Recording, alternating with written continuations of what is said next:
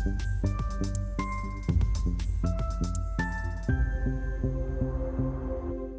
hola. Hello, everyone. How are you doing? How was lunch? Very well? Okay. So you don't fall asleep when I'm talking. Well, my name is Tom, as they have introduced me, and I will talk you a little bit about what we are calling the Blockchain Inclusive Toolkit. And I need the cosito. The cosito, as we call it in Spanish. So first of all, I work in Aprendo. As I have said, Aprendo is a non-profit that we work in vulnerable communities across Latin America, where we do digital literacy, in vulnerable communities. We speak mainly about blockchain, personal finance, and we have some AI things over there too. And we have something that we call the Comunidad Aprendo, that is after we do these workshops, which they are in person in these communities, which I forgot to tell you. We have the Comunidad Aprendo, which is the community of all the graduates who have done the courses.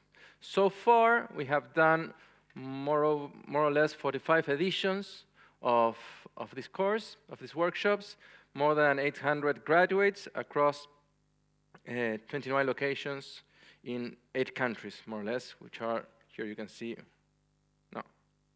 Well, okay, sorry. I thought this was like the pointer, but no. Okay, it's not. Okay, so that's more or less what we do, Aprendo, and what I'm going to talk to you about is something that we have been thinking about when this Crecimiento movement started. We have been helping Crecimiento since its beginnings in the MOVE. And so Crecimiento, it's focused on delivering like financial prosperity for millions of Argentina within the next 2-3 years, okay?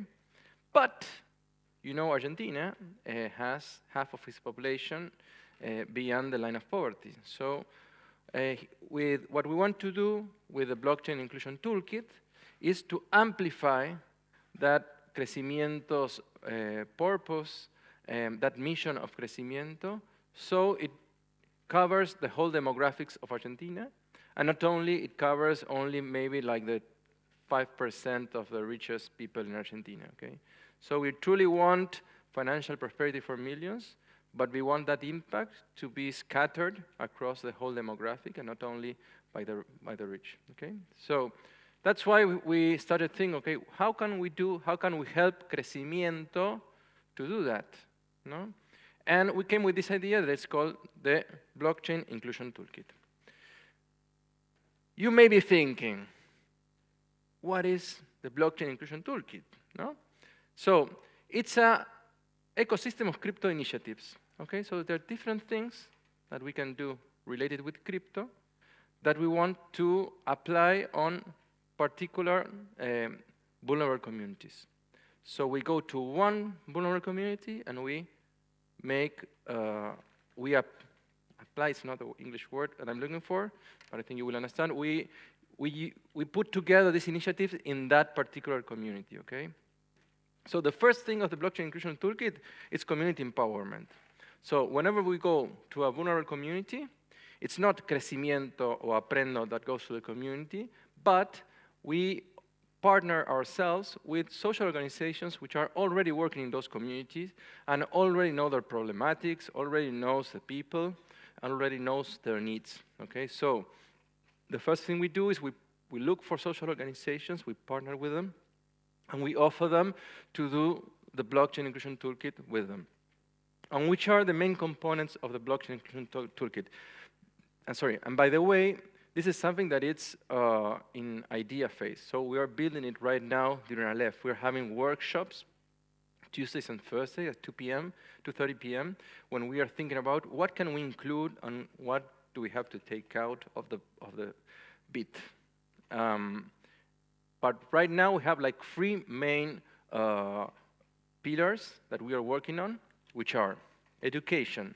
So the first thing we will do, and this will go in all the communities for sure, it's Aprendo Crypto, which is the courses that we give. So digital literacy, it's a must, okay?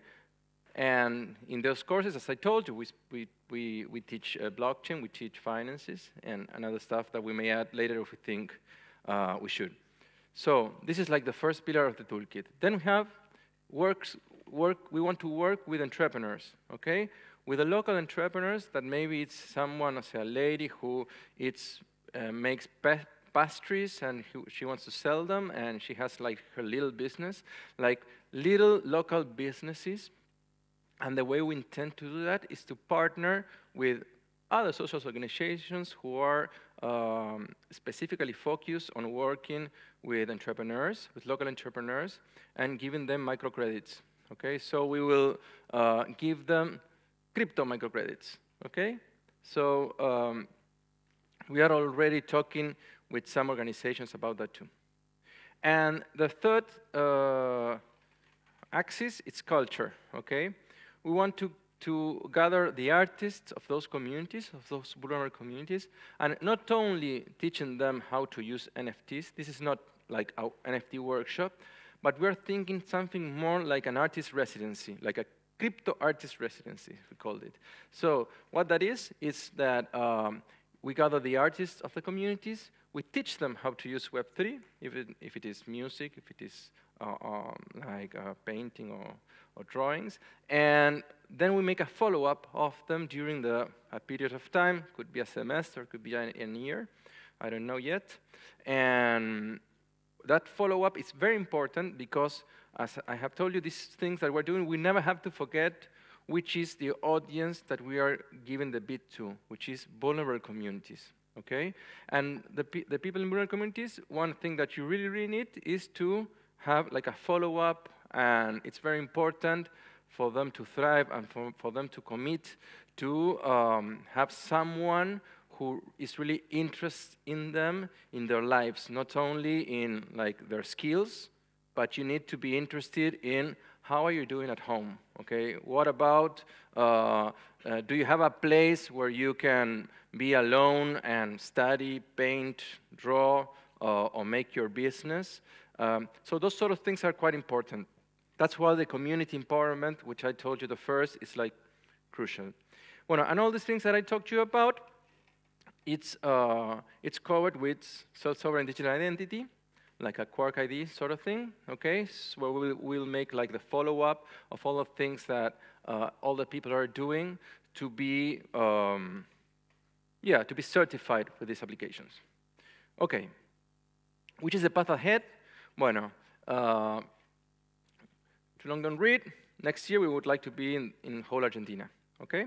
We are now thinking about what the bit is.